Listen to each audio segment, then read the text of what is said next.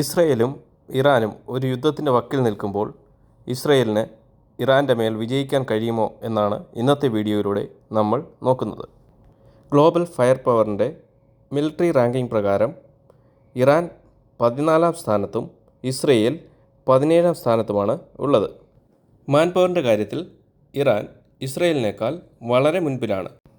Man power ഇസ്രയേലിന് ഏകദേശം 1,70,000-വും ഇറാന് 6,10,000-വുമാണ്.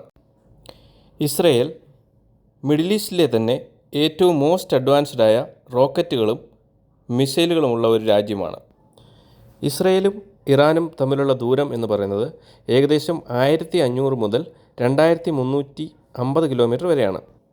അതുകൊണ്ട് തന്നെ കരയുദ്ധം നടക്കാനുള്ള സാധ്യത വളരെ കുറവാണ്. ഇറാൻ്റെ പ്രോക്സികളെ ഉപയോഗിച്ച് ലെബനാനിൽ നിന്നും സിറിയയിൽ നിന്നും ആക്രമിക്കുവാൻ കഴിയും. എന്നാൽ ഇസ്രയേലിനെ സംബന്ധിച്ച് കരയുദ്ധത്തിന് ഒട്ടും തന്നെ ചാൻസ് ഇല്ല.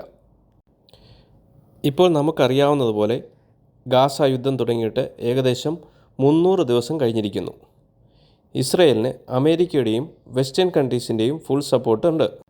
ഗാസ എന്ന് പറഞ്ഞാൽ വെറും 40 കിലോമീറ്റർ മാത്രം ചുറ്റളവുള്ള ഒരു രാജ്യം പോലുമായി കരുതാൻ പറ്റാത്ത ഒരു ചെറിയ പ്രദേശമാണ്.